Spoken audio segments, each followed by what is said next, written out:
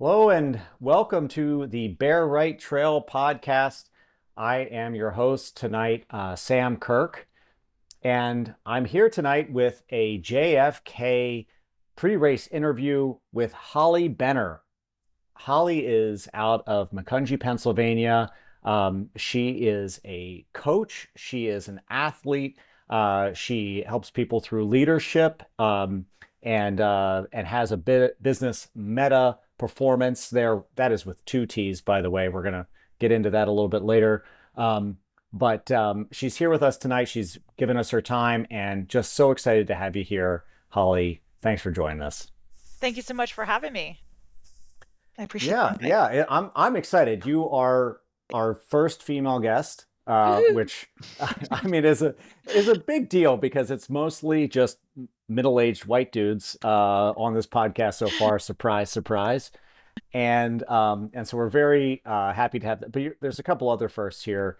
You're also our first coach on here. First person who has been a professional athlete. Um, and I mean, maybe that's the like pretty much the first here, but like that's those are some big firsts. So Yeah, yeah, I've worked hard you're for those. yeah, you certainly have. So yeah, maybe tell us a little bit about your like your journey in sport Mhm. and what's brought you to this moment. Okay, I will give you the abridged sport version of what got me here. So, grew up swimming, started swimming competitively at age 8 and really just loved it. Just loved being competitive, moving my body, just challenging myself physically in a way truly when I was that young, I couldn't understand. It was just something that I was so compelled to do. And from there, swam for college, NCAA. Ended up going to a D3 school. Insert lifing.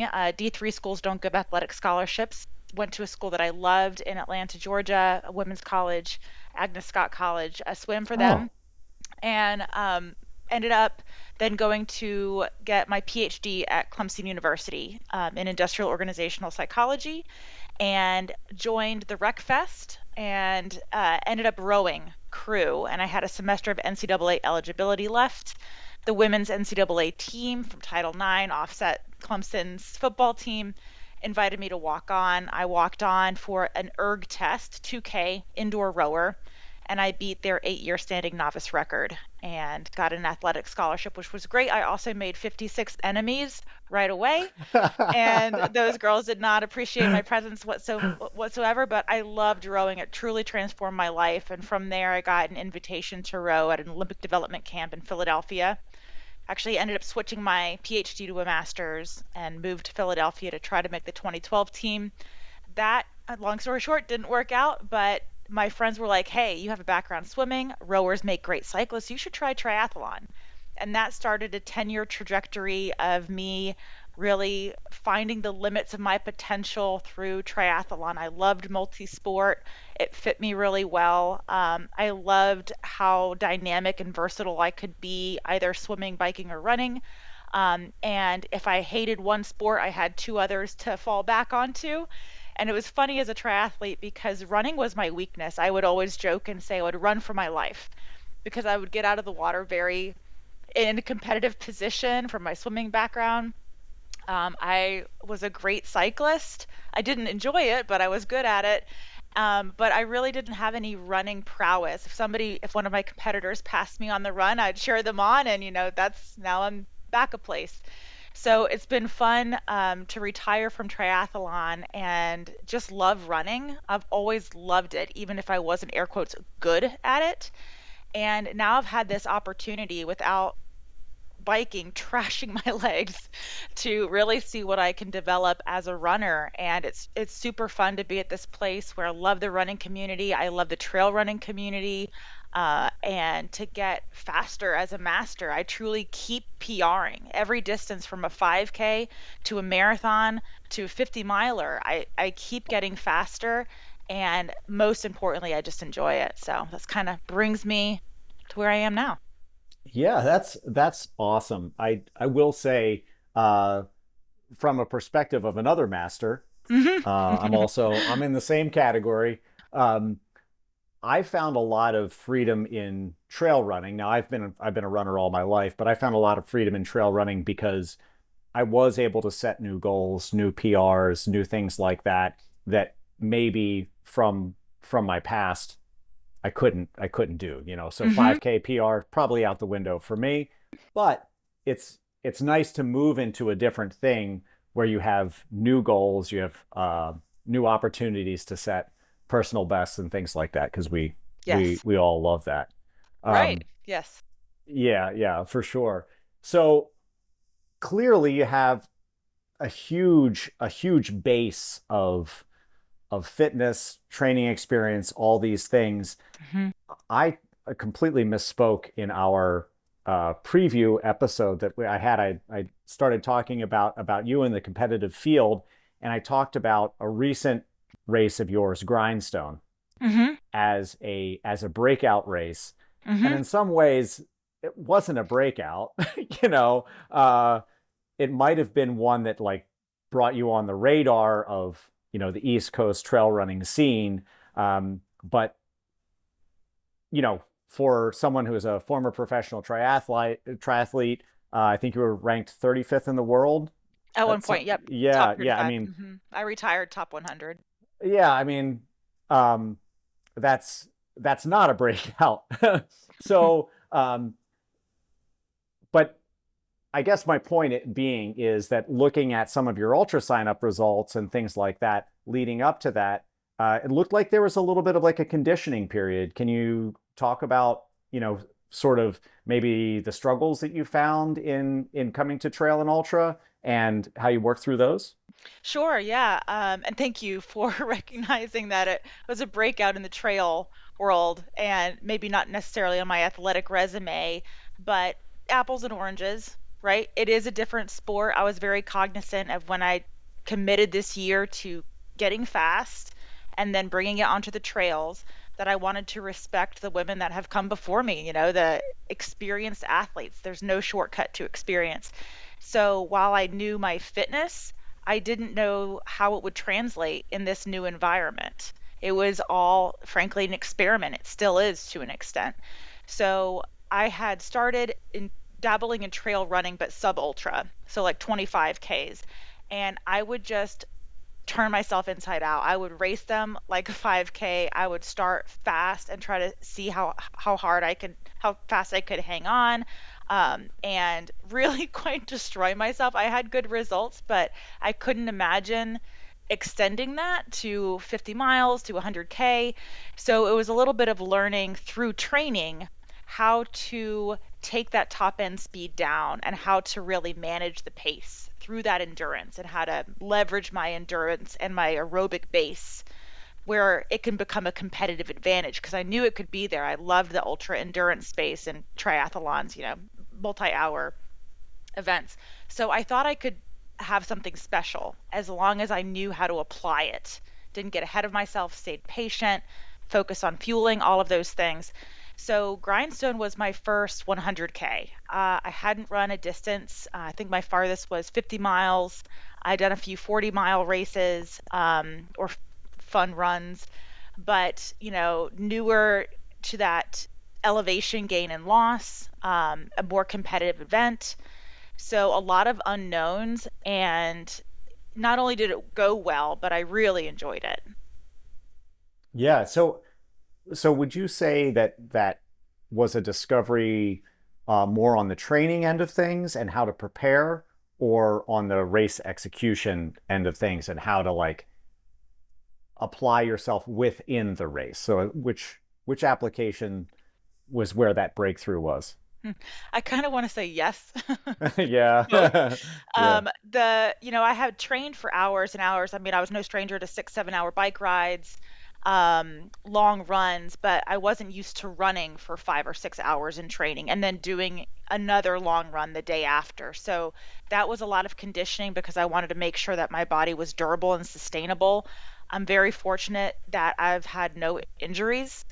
I'm a pretty strong runner. I have a little bit more muscle mass, and I think that has really allowed me to be as durable as I am. I've never had a bone injury, never had a stress fracture, nothing that frankly ice and some ibuprofen couldn't cure. And so that has set me up for consistency in training. And consistency is king because I can get out there and do a long run on a weekend and then do it again the next weekend and the next weekend and the next weekend. And that's how true potential and development is an athletic prowess is developed and uncovered. So very fortunate for that. So a lot of it was new in the training aspect. Can I run this long? Can I recover quickly and do it again? How do I fuel for this? And then, the breakout in the race day was, really, what is my mind going to be like? Where is my mind going to go? What is my mindset going to be? Am I going to be in that pain cave that everybody refers to? How am I going to react to that? And there's no way to get better at racing than to practice racing. It's truly a skill. And I've benefited from racing a lot, albeit a totally different event. But there's lessons that I've learned that I was able to pull through.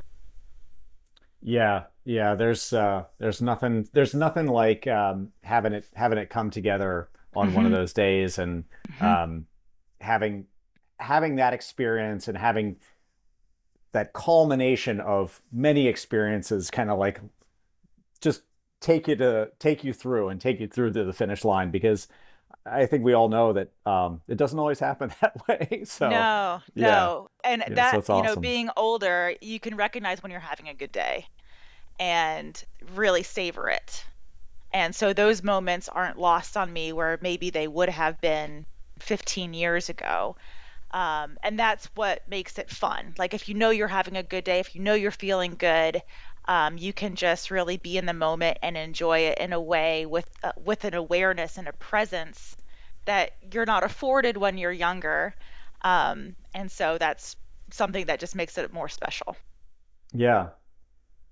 Speaking of like preparation, um, I want to talk to you a little bit about your company, about Meta Performance and your coaching practice there. Um, I listened to a couple of podcasts previously, and I was really taken with one thing that you said about your coaching philosophy, and that was coaching is conversation. And I was hoping you could talk to us a little bit about about that philosophy and about that vision, because I do think it is a little bit unique, and I want yeah, I connected with it, and so I'd love to hear more about it. Thanks. Yeah. Coaching at Meta, me and my partner Michael Seiler, we co-founded Meta Endurance because we saw a need in the coaching market, which was really a holistic, that word gets thrown around a lot, but truly a holistic approach that focuses on actually coaching. So coaching to us is a conversation. It is communication. I like to say if I'm not talking, I'm not coaching. If we're not talking, I'm not coaching. It is not just a training plan, right? So many people have this assumption that you get delivered a training plan and that's coaching. That is an aspect of coaching, but it's truly the application of that training plan into your life that is coaching. So, coaching is a relationship. It's about asking deep questions, powerful questions, and truly listening. And both Michael and I have, continued education where we learned how to listen. I know it sounds kind of simple or maybe counterintuitive, but in adults, especially in our society where we're bombarded with distractions, learning how to listen is an asset. It is a skill, and skills can be learned and developed.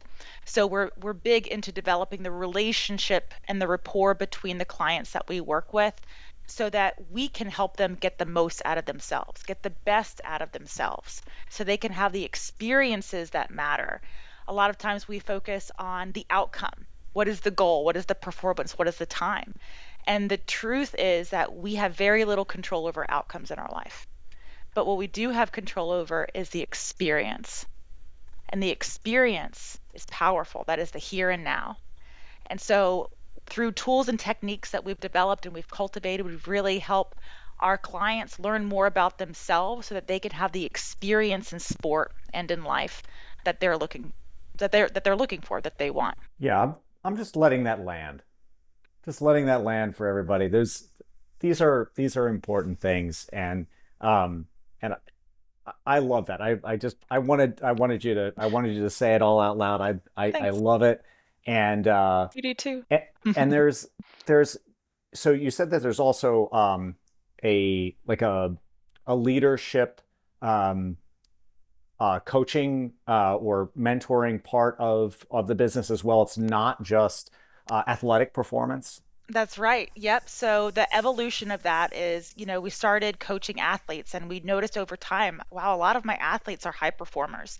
They want to kick ass on the road, on the track, and at work, and at home, and in their relationships. They were entrepreneurs, they're CEOs, they're executives. These are people that are really going after all aspects of life. They are our people. They are our high performers, and we love working with people that are driven and that love to use the lens of sport, use the lens of physical challenge to learn more about them, to develop their mental and emotional edge. So this is where we really leaned in and we obtained continuing education to become certified executive leadership and performance coaches. So now we offer these coaching conversations, these skills beyond air quotes just athletes, because not everybody wants to run a marathon, right? But if a leader wants to develop, if they want to learn more about themselves, if they want to gain more insight and introspection on how they can become even more powerful, to have the experience again that they want, it's worthy. So, to one person, it can be a marathon. To somebody else, it can be learning how to be a better team leader, learning how to develop their own leadership style, learning how to grow their career. So the tools and the techniques are the same. We know that there's a beautiful overlap between the lessons learned in sport and the lessons learned in business. And we're really kind of blending those circles over and living in that Venn space in the middle where we help high performers maximize all aspects of work, sport, and life. And at first I was afraid because I was like, there's no one, there's not going to be anybody. There's going to be like five people. But I've proven myself wrong. They're out there. People that like to challenge themselves physically are hungry to see what they're made of. And we want to help be a tool to hold up that mirror, to ask those questions for the pursuit of development and fulfillment. Yeah, I'm not surprised. You said like you were surprising yourself and proving yourself wrong. I'm not surprised at all, especially since like how many people I know who are like myself included trying to have that high performance. Also, entrepreneurs, like we have our own businesses. Just had an interview Hmm. with Ryan Clifford, another ultra trail runner, throwing in at JFK, and he's starting his own business. He's a little younger than we are, but these are common threads. This ambition that you're talking Yes. about, um, Hmm. it's I'm not surprised, and I'm guessing that it is probably hard to find a spot. Are you accepting new clients at this point in time? Is this a time in which it's someone can get into Meta? Yes, my personal roster is full. However, happy to have conversations with people. My colleague Michael and Josh, they are both open and accepting new clients on both the sport and the executive side. So people are happy to reach out, find us on Instagram, at Holly at metaperformance.com on the web, Hmm. and we're happy to get in touch.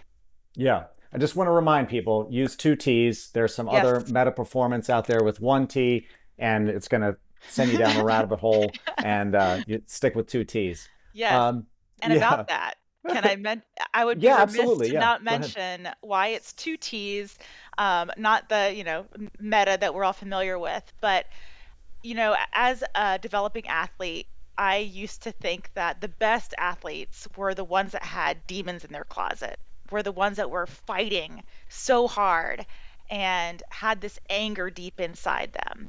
And I was wrong. I, through a lot of self work, through a lot of therapy, to be frank, and a lot of introspection, I saw that the best athletes were actually the ones that loved it. And it's truly not about fighting. Our best performance is when we let go. And metta with two T's is a Buddhist or a Pali word which stands for loving kindness. It's truly through loving kindness and through loving ourselves and each other that we become the very best versions of ourselves. So the namesake of our company is really my way of the radicalize the notion that I was so wrong with what I thought it took to perform that I named my company after actually what it takes. Yeah, Holly, I gotta say, I don't know how many people are gonna hear this, but I know the ones who do are going, it's gonna land because I think this is something that we all grapple with. You know, um, I know I'm not alone in expressing that there are times that, yeah, I'm trying to put myself through pain. I'm trying to, there's something I'm looking for in the hurt, Hmm. and things along those lines, um, and trying to find a path towards a joyful experience that isn't about the destination. It's about enjoying the journey. I think is just it's a powerful message. People get at it in different ways and go through it, but it is a hard thing to try to live that. And I think that it is easy to get in that cycle of self-punishment in a lot of ways. Yep. So I always yeah. like to say pain with purpose can be developmental, but pain without purpose is suffering, and suffering is optional. We can be out there and we can be turning ourselves inside out on the course and in a lot of pain, and we do not have to suffer. Yeah. Well, I mean, speaking of the course, Mhm. it's a JFK pre-race interview. We haven't talked much about JFK yet. Um, I know that you got down there on the course a little Did. bit, Hmm. and what did you think? What did you think when you got down there? I think that I prefer a lot of trails over the Appalachian Trail.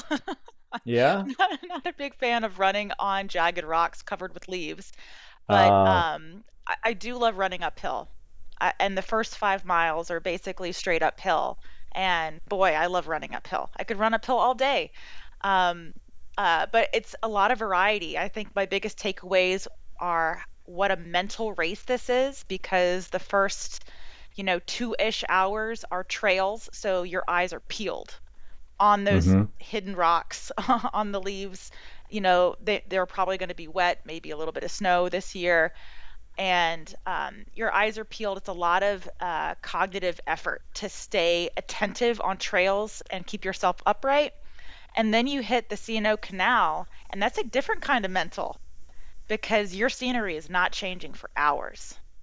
Yep. It is a treadmill for all intents and purposes for a handful of hours, 3 hours on that trail. So you go from one type of brain energy to another, but in a different way. And I think if people don't have their mindset and their mental game down, that course would eat you alive. It can. It certainly can. Yeah. I've raced it 3 times. I've got two finishes. One where my head was not in the right place, and I wasn't there for the right reasons, and Hmm. that's a time when you don't get a finish.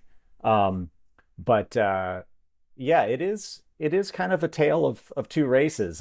When you have that transition off the Weaverton Cliffs, down onto the canal. Yeah, I mean, and you've been on both those sections, and Hmm. it's it's very different. Yes. What so do you have a certain kind of mental strategy going in here, an approach that there you like where you're going to have a shift? Are you looking for a consistent approach in your mentality? Yeah. My plan is to start until Weaverton with patience. So I'm going to be comfortable letting people run away, letting the race kind of start in a different way. I'm going to start patient, controlled. I'm very confident that I can run the first 15 miles at a pretty fast clip and being extremely comfortable. And so that is my goal, is to finish those 15 miles and get ready to run a fast marathon, which is something that I know how to do very well. Oh yeah. Quick shoe change. Triathlon skills are going to triathlon, and I have that down to about 20 seconds to shift my shoes. I have my fueling strategy down very quick, very streamlined. I like no options. I do not give myself options on race day. I just execute my predetermined plan. And after that patience, it's going to work. And I am assuming that work is going to be hunting. And I'm looking forward to hunting all the way to the finish line. And if that means the last 3 miles are the fastest, that's exactly what I'm going to do. All right. Yeah. Well, Hmm. it is the road section there is it's interesting. It's interesting because I don't know whether you're going to have wind or not. That does change it quite a bit because it's There pretty is quite a bit of exposed wind forecasted. If from you, that direction or it's a west northwesterly wind at 25 miles an hour west, right north, now. west, north. I have no idea how that's It'd going be a to strong come to you. crosswind, strong crosswinds. Strong cross because you're heading down 25 the, is aggressive. yeah, that's aggressive, but I'm saying you're heading down, um, you're heading down the Potomac, or are you heading up the Potomac at that point in time? Up, You're heading up up. the Potomac, so it's oh, okay. Yeah, all right, well, yeah, Uh-huh. it's gonna be I think it's going to be an element to contend with for sure. I really do. yeah, yeah. So but you have a lot of nice downhill, like soft downhill grades there that Hmm. do allow you to open up even if you've got a headwind. Yeah. So like there's some good sections there. And Yeah. have you run that section of it or I ran the first little bit of the road immediately off the trail. yeah. But That's the hey, most I mean, challenging it's. part, actually. That honestly, Hmm. that hill can really get to you. Like you've been Hmm. going so steady and flat for a long time. You're like, oh, this hill's going to be nothing. But Yeah, you're like, coming off oh, of that, there's it's a my hamstrings. Yeah. yeah, for sure, for Hmm. sure. So, do you do you have time goals? Do you have place goals? Do you have things like that? If not, that's fine too. I do. Yeah, I really think that a very reasonable time goal for me is in the 6:30 to 6:40 range. So if it's, low 6:30, I think would be a really great day. Everything's going according to plan, kind of one of those magical days. I think the 6:40 end is things are still going really well. Maybe there was a few hiccups there or fatigue showed up in a way that I didn't anticipate. I feel very comfortable with that range, very confident with that range. Those that finishing time, given the last handful of JFKs, the last 10 years or so, would put me in a very competitive place. It Hmm. always depends on who shows up. I'm going to race who shows up all the way to the finish line. I'm going to start with patience and I will race anybody who's in front of me all the way to the end. I'm gunning for a top three finish. All right, yeah, and I would not be surprised to see you there. Um, you I mean, clearly, I mean, from Grindstone, I think you were sixth at Grindstone overall, right? Overall. Hmm. Yeah. So, it's clear that you're racing everybody in the field. Hmm. Um, and and I mean, I don't know whether you're thinking about this at all, but I think if I'm if I'm accurate with my my research and memory, low 630s is if that's the goal, you're looking at a historically fast Masters time. Oh, really? I didn't look into that. I Yeah, I forget think how old I so. am. Oh, cool. I'll have Yeah, to check that out. yeah, I think Yeah. so. And that is, I mean, um, of the Masters records that I'm aware of, uh, the women's 40 plus Masters record is significantly faster than what's typically run. Hmm. But I think it's 630 in the 635 area. Oh, great. I'm gonna have Yeah. to do some research then and Yeah. see if I can have that be my carrot. I don't like to put those things out there if people don't like to hear them, but No, um hey, I mean, my window is closing. I'm very cognizant of that. I'm in a kind of a real twilight, I think, of my athletic career. and I'm riding the wave with a lot of gratitude, um, and amazement. And it's honestly, it's just so much fun. And I get to the start line in a different mindset, and I get to the finish line in a different mindset, and I'm training with a different mindset, and it's great. Well, you can certainly be in the twilight if you'd like to be. However, you said you've been setting PRs in a lot of distances, For now. and a lot of things are happening. So Mhm. that sounds like a renaissance. Not only Oh, a thanks. twilight. Ooh, I like that. Cool. Yeah, yeah, for sure. Well, so you said that your nutrition is set. Hmm. Um, sounds like you're planning a shoe change. Yep. Just always interested to know the specifics of what those things might look like for you. What's going to be on your feet? So I'm starting with the Asics Fuji Speed, Okay, yeah. which is not a really well reviewed or known shoe. I love Asics. It is a carbon plated trail super shoe, but nothing with a crazy high stack height. But I can run. It gives me good return on the road on my paved part. Good stability on the trails. And I have my speed laces on. Those are elastic laces for folks that may be listening. And then I went back and forth between the Nike Vaporfly and Alphafly. I did run a marathon 2 weeks ago in the Vaporfly, and I just love it. It is so great. So I'm going with the Vaporfly all the way Nice. after Weaverton. Nice. Yep. Nice. And then with nutrition, I pretty much just sustain off of precision hydration gels and salt tabs. So I will be fueling every 25 minutes with a gel and a salt tab and water.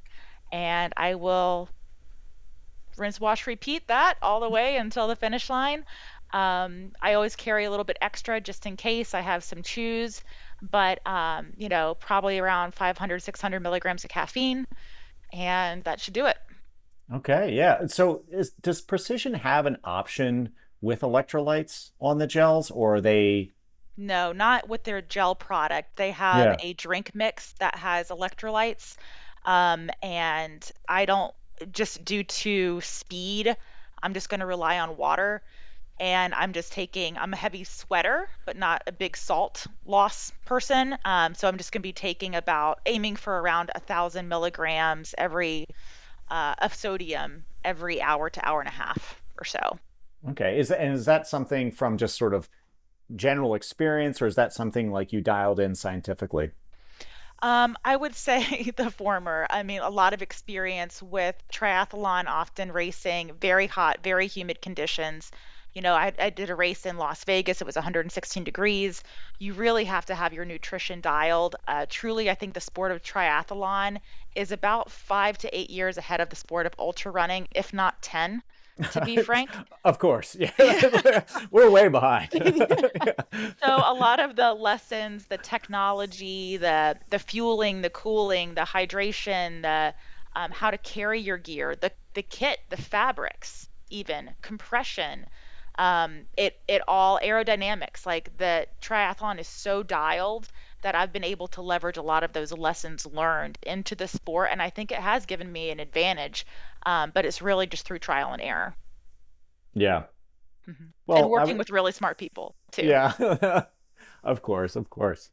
Well, hey, we're pushing over our 30 minutes here, and probably eating up enough of your time, and enough of our listeners' time as well. Who knows? But I've really enjoyed this. Thank you so much for joining me here. Is there anything you'd like to leave the guests with before, or the listeners with before we move on? Gosh, if you're at JFK, say hi.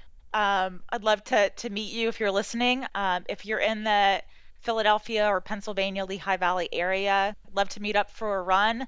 And if anybody is interested in coaching, having a coaching question, or you're curious about what working with somebody else could do for you and your performance, reach out. Okay, awesome. Yeah, yeah. And so are you running with a group out of Macungie or in the Lehigh Valley area, or are you mostly running solo? Yeah, I'm mostly running solo. I have Okay. friends that I'll drag around. I I went to Lehigh, Oh, so great. Yeah. so familiar with the area. Haven't been running there for some time, but ran there a lot for a little while. Yeah, yeah, that's great. Well, thank you so much. It has truly been a pleasure, and I hope to see you at the expo and out on the race course. Good luck to you. Thank you so much. I appreciate it.